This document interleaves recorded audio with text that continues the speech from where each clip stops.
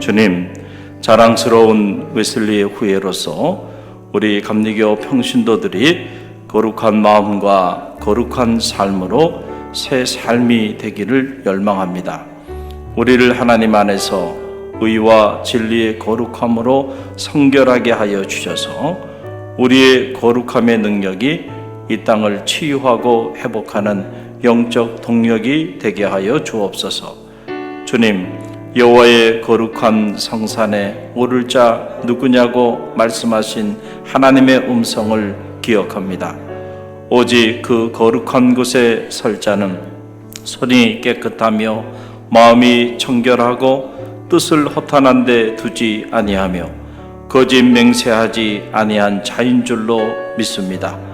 우리에게 깨끗한 손과 청결한 마음과 거룩한 의지와 정직한 입술을 허락하여 주옵소서.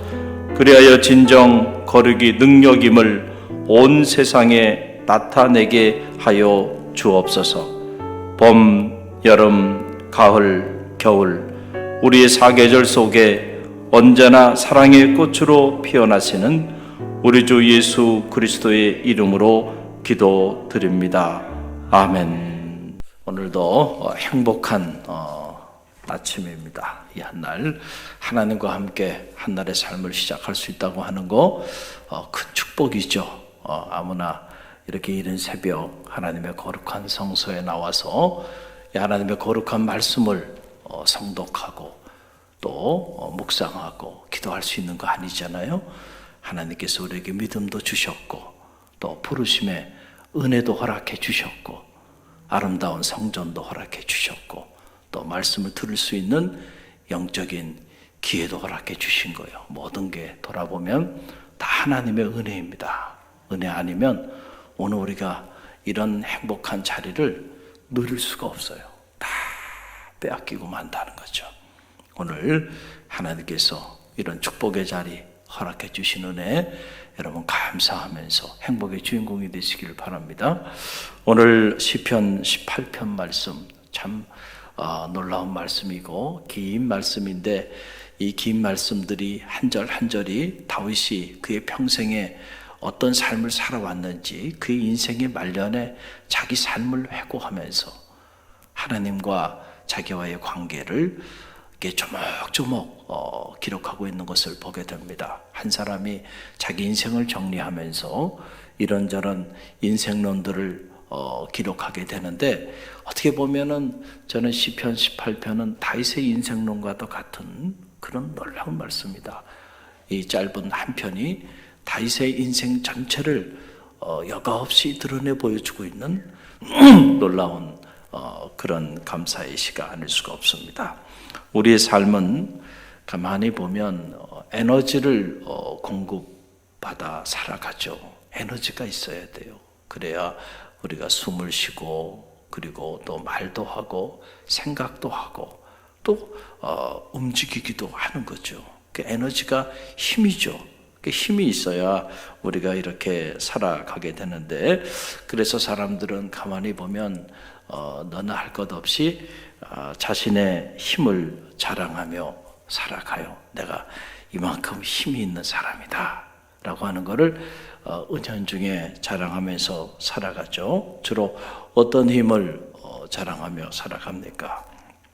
그 사람이 어떤 힘을 자랑하며 살아가는지를 가만히 보면 그 사람이 어떤 사람인지 다 드러나게 된다는 거예요. 어떤 사람들은 자신의 힘을 자신이 가진 재산, 그 재산에서 찾는 사람들이 있어요. 그래서 은근히 자신이 명품백을 가지고 다닌다는 걸 이렇게 보여주기도 하고 은근히 자신이 이렇게 큰 집에 산다는 거, 은근히 자신이 이런 많은 재화를 가지고 있다는 것을 드러내면서 그걸 통해서 자기 힘을 나타내는, 자기 힘을 드러내는 그런 사람들이 있다라고 하는 그런 사실이죠. 그래서 자신의 힘의 원천을 물질에서 삼는 사람들이에요. 그래서 말만 하면 물질 자랑을 하는 거예요. 자신이 가지고 있는. 그런데 여러분 부자 3대를 못 간다는 말이 있잖아요. 그 물질이라는 것도 보면 있을 때 있지만은 그러나 또 그것이 영원하지 않아요. 그래서 또 한순간에 빠져나갈 때는 정말 대책 없이 빠져나가 버리고 마는 거죠.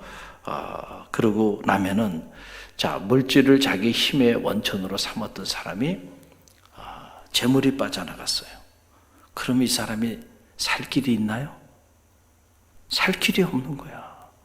그 물질을 자랑하고 그 물질이 자기의 존재의 힘의 원천이었는데 그 재물이 사라지니까 이 사람은 살 수가 없는 거야. 그래서 무너져 버리는 거예요. 물질과 함께. 또 어떤 사람들은 자신의 권력, 그렇죠?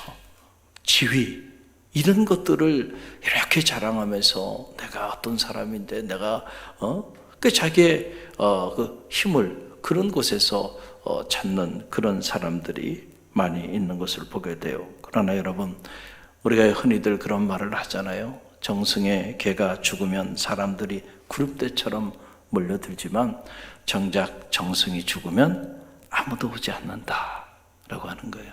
권력이라는 거 곤불 10년이라고 그랬어요. 권력이라는 거 10년을 가지 못한다. 근데 그건 옛날 얘기고요. 요즘은 한 건불 한 3년쯤 되는 것 같아요. 평균. 아무리 최고의 통치권자가 돼도요. 한 3년 이렇게 지나고 나면 레임덕이 오기 시작하면서 지지율이 반 이하로 뚝 떨어집니다. 그때부터 그를 반대하는 사람들의 숫자가 더 많아지는 거예요. 그리고 한 5년 임기 끝나고 나면 감옥에 가서 있든지 자살을 하든지 둘 중에 하나 하는 겁니다. 그거 여러분 부러워할 것도 아니고요. 영원한 게 아니야. 그런데 마치 그것이 영원한 것인 것처럼 그렇게 그걸 자랑 삼아서 그러고 또 그걸 얻기 위하여 평생의 시간들을 거기에 투자하면서 그렇게 살아가는 인생들이 얼마나 주변에 많이 있나요? 오늘 시편 18편을 보면 다윗은 자신의 힘의 원천을 이런 물질이라든지 아니면 권력이라든지 이런 곳에 두지 않고 자기의 힘의 원천을 여호와 하나님께 두고 있는 모습을 보게 돼요. 이게 놀라운 일이죠. 저는 말하기는 여러분의 힘의 원천이 하나님이 되시기를 주님의 이름으로 간절히 축원드립니다. 물질은 있다가도 없고 권력은 잠시 피었다가 시들고 사라지지만 여호와 하나님은 영원하시니 그 하나님께 여러분의 힘의 원천을 두고 여러분이 살아간다고 한다면 여러분의 삶은 영원할 겁니다. 할렐루야. 오늘 다윗에게서 이 지혜를 배우게 됩니다. 여러분 시편 18편 말씀을 보세요. 오늘 시편 18편 1절, 2절 우리 함께 봉독하며 나아갑니다. 함께 읽습니다. 나의 힘이신 여호와여, 내가 주를 사랑하나이다. 여호와는 나의 반석이시요 나의 요새시요 나를 건지시는 이시요 나의 하나님이시요 내가 그 안에 피할 나의 바위시요 나의 방패시요 나의 구원의 뿌리시요 나의 산성이시로다. 아멘. 어떻게 보면 우리가 이런 고백들을 그냥 쉽게 이렇게 묵상하고 넘어갈 수가 있는데 이것이 다윗의 인생의 말년에 다윗이 기록한 시라고 하는 그 내용을 우리가 알고 이 말씀을 보면 다윗의 인생의 결론이에요. 나의 힘이 어디로부터 오는가? 라고 하는 거예요. 내가 그동안에 쌓았던 업적, 그리고 나와 관계했던 인맥, 내가 축적해놨던 재산, 그동안에 내가 보위에 올라서 그렇게 살아왔던 그 화려했던 권력을 구가했던 그런 것들이 나의 힘이 아니고요. 나의 힘이 누구라는 거예요? 여호와 하나님. 여러분도 정말로 그렇게 믿습니까? 저는 바라기 여러분의 믿음이 이 다윗 같은 믿음이 되시길 바랍니다. 여러분의 힘의 원천이 정말로 여호와 하나님이라면 왜 그 힘을 자랑하지 않나요? 그 힘을 좀 자랑하며 사세요. 물질을 좀 가졌다고 자랑하고 권력이 좀 높다고 그거 자랑하며 살면서 왜 정작 여러분의 힘의 원천이 되는 하나님은 자랑하지 않나요? 그 하나님에 대해서는 입을 막아버려. 그 하나님에 대하여 한마디도 하지 못하고 살아간다고 한다면 죄송하지만 그 하나님은 정말 여러분의 힘의 원천이 아닌 거예요. 정말로 그렇게 생각한다면 다윗처럼 고백하지 않을 수가 없는 거예요. 나의 힘이신 여호와여, 내가 주를 사랑하나이다. 고백하지, 자랑하는 정도가 아니고 fall in love예요. 다윗은 자기 힘의 원천이 되신 하나님에 대한 사랑에 푹 빠져 있었던 사람이에요. 그래서 그가 고난의 광야를 헤맬 때도 하나님, 그리고 영광의 보좌에 올랐을 때도 자신이 최고가 아니고요, 오직 여호와 하나님만을 칭송할 줄 알았던 그런 겸손한 자였다라고 하는 사실이죠. 여기에서 우리는 쫓아갈 수 없는 다윗의 영성을 우리가 이 대목에서 발견하게 됩니다. 여러분, 시편 이 18편 18편의 배경이 되는 말씀이 바로 이 사무엘하 전체가 시편 18편의 배경이 되는 거죠. 어떻게 보면 사무엘 상하 전체가 배경일 수 있는데 좀 더 구체적으로 보면 사무엘하가 이 시편 18편의 배경이 돼요. 시편은 크게는 단식시와 감사의 시 이렇게 기록되어 있는데 오늘 18편은 말년에 하나님의 은혜에 감사하면서 고백하는 그런 시예요. 그러니까 감사시에 해당하는 그런 말씀인데, 자, 우리가 사무엘상 묵상했죠. 사무엘하 묵상했죠. 사무엘상은 뭡니까? 사무엘상에는 사무엘이 등장해서 사울이라고 하는 그 인물을 이제 기름 붓고 왕으로 세우는 이야기. 그런데 그 사울이 그만 교만해져 가지고 날뛰다가 결국은 하나님이 촛대를 옮겨버리잖아요. 그래서 비참하게 멸문지하를 당하고 이제는 사울이 죽어요. 그 사울이 생애 보위에 올라서 3분의 2 이상을 하나님의 사람 다윗을 쫓다가 인생을 허비하고, 그리고 하나님께서 촛대를 옮겨버려서 비참하게 죽고 맙니다. 그게 사무엘상이에요.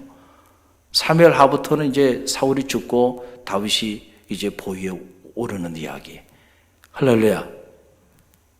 그런데 제가 유학생활할 때 저희 스승 중에 한 분이 찾아오셔서 하시는 말씀, 이런 말씀을 하시더라고요. 산 넘어 무지개가 없다, 이런 얘기를 하시더라고요. 그게 무슨 말인가? 산 넘어 무지개가 없다. 그때만 해도 이제 PhD 박사과정을 마치면 뭔가 새로운 세상이 열릴 거라고 하는 꿈을 가지고 낮밤을 가리지 않고 목숨을 걸고 공부를 하고 있었던 때인데, 그때 그 말씀을 하시는 거예요. 그 말씀 하신 이유를 제가 알죠. 지금이라는 시간을 버리지 말라라고 하는 그런 얘기. 자꾸 미래만 생각하다 보면 현재 삶을 즐기지 못하고 현재 삶에 우리가 만족하지 못하고 살아가게 되잖아요. 너무 미래만 보고 쫓고 있는 제자가 안쓰러웠겠죠. 그래서 그렇게 하신 말씀이에요. 그래, 지금 와서 이렇게 돌아보면 참 그 말씀이 옳다, 그런 생각이 들어요. 여러분, 다윗이 이제 자기를 죽이고자 그렇게 했던 사울이 결국 손에 피 한 방울 묻히지 않고 하나님이 해결해 주셨어요. 그리고 본인은 이제 보위에 올라서 그동안에 잃었던 모든 것들을 회복하기 시작합니다. 그리고 빼앗겼던 언약궤도 도로 다 찾고 왕위를 복원하면서 새로운 왕정시대의 문을 열면서 명실공히 통일 왕국시대를 쫙 이루어 나갑니다. 여기까지는 좋았어요. 그런데 사울에게 쫓기는 것 이상의 더 큰 고난이 그의 인생에 드리워지게 되었다. 그게 사무엘하 11장부터 나타나게 되는데, 자신의 허물을 덮기 위해서 우리아의 아내 밧세바, 그래서 이 밧세바의 남편 우리아를 살해합니다. 아주 전략적으로 그 고의적으로 계획해서 살해한 거죠. 절지에 다윗이 살인마로 전락하게 되고, 또 그의 아들 암놈이 자기 이복 노인은 다말을 강간하게 됩니다. 그러니까 이 다말의 오빠 압살롬이 그 사실을 알고 가만히 있지 않잖아요. 그래서 결국 암논을 또 살해합니다. 그러니까 자, 형제 간에 살인사건이 일어나는 거예요. 자기 자식이죠. 다윗의 입장에서 보면 압살롬이 암논을 살해했어요.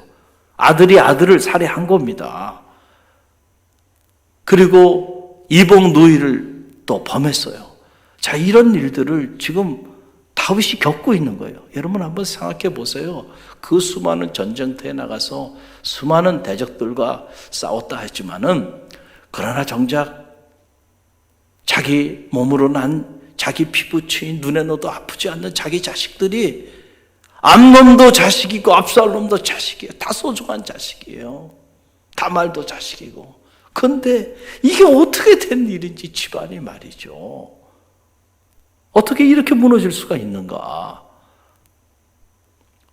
형제가 형제를 살인하고 자기 이복 노인을 범하고 이런 끔찍한 일들이 벌어지니, 여러분, 고통 중에 가장 큰 고통은요, 자식이 이렇게 잘못되는 것을 지켜봐야 되는 부모의 마음이 아닐까요?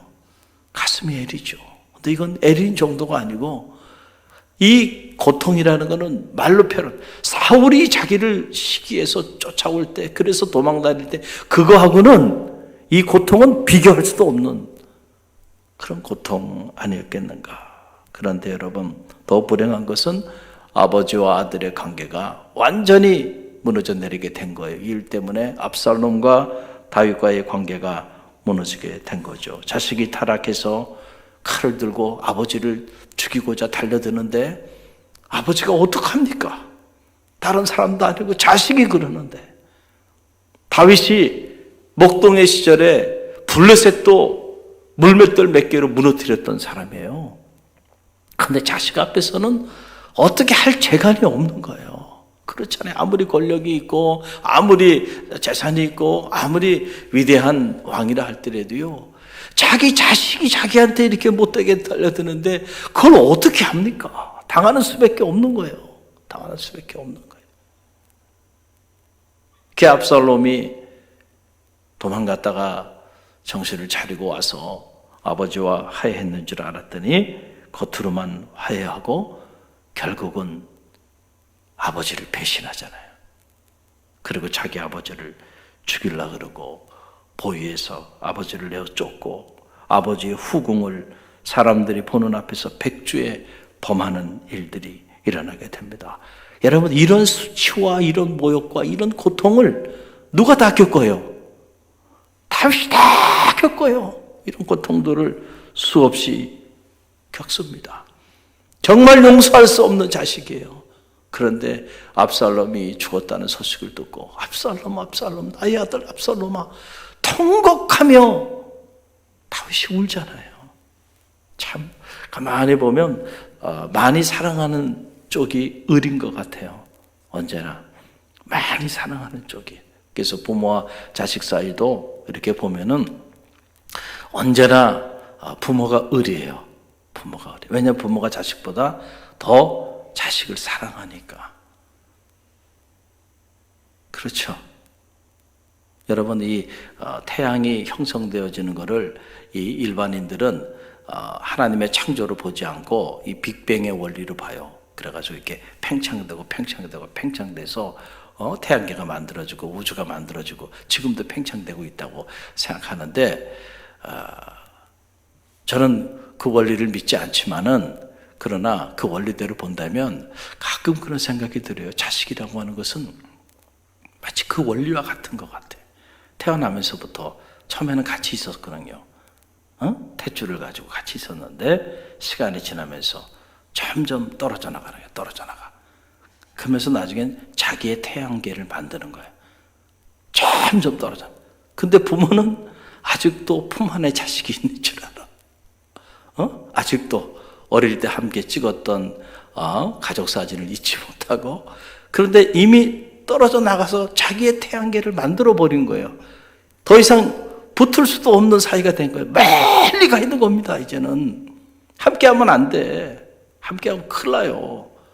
자기만의 태양계를 만들어요. 시간이 지나면서. 그러니까 부모는 언제나 자식을 향해서 바라보면서 짝사랑을 하는 거예요. 그러나 자식은 이미 자기의 태양계를 만들었어요. 그게 자기 세상을 살아가고 있는데 참 안타깝죠. 이 땅의 모든 부모들이, 또 여러분의 부모도 여러분에게 다 그런 고통을 겪었어요. 그러니까 서운해할 필요도 없어요. 그러니까 자식이라는 게 그런 것 같아요. 이 압살롬, 다윗이 그 못된 짓을 해도 그 자식 죽이지 말라고 그랬는데 결국 신하들이 죽이잖아요. 그 죽었다는 소식을 듣고 애간장을 끓이면서 통곡하며 울잖아요. 용서할 수 없는 아들이었지만 부모는 언제나 자식을 용서할 수밖에 없는 거죠. 자, 이런 고난과 수치와 역경을 다윗이 다 겪은 거예요. 그리고 그의 인생의 말년에 그가 고백하는 겁니다. 나의 힘이 되신 여호와여, 내가 사랑합니다. 하나님은 나의 반석이시요 나의 요새셨으며 나를 건지시는 분이셨고 나의 바위가 되시고 나의 방패가 되셨고 구원의 뿔이 되셨습니다. 여러분, 그 고난에 그 숱한 역경들을 겪어오면서 돌아보니까 결국 내 인생에 있어서 내가 가장 사랑했던 분이 누군가? 하나님이었고, 그리고 나의 힘이 되어주셨던 분이 누군가? 하나님이셨고, 그래서 그분만이 나의 요새셨고 구원이셨고 반석이 되셨다라고 하는 이런 위대한 고백이 다윗의 고백입니다. 그래서 시편 18편 7절 보게 되면 주께 피하는 자들을 그 일어나 치는 자들에게서 오른손으로 구원하시는 주여, 주의 기이한 사랑을 나타내소서라고 고백하고 나가는 것을 보게 돼요. 사랑하는 성도 여러분, 오늘 이 새벽에 여러분 잘 나오셨고요. 다윗의 이 시편 18편에 이 서두의 고백이 여러분의 고백이 되시길 간절히 바랍니다. 나의 힘이신 여호와여, 내가 주를 사랑하나이다. 여호와는 나의 반석이시고 요새시고 구원의 뿔이 되시고 산성이 되신다고 하는 이 고백이 여러분의 고백이 되시길 바랍니다. 하나님이 우리의 힘의 원천이 되시는데 우리가 두려워할 게 뭐가 있겠어요? 하나님이 나의 힘의 원천이시니 내가 그 하나님을 오늘도 자랑하며 살아가는 그런 축복의 한 날, 은혜의 한 날, 승리의 한 날이 되시기를 주님의 이름으로 간절히 축원드립니다.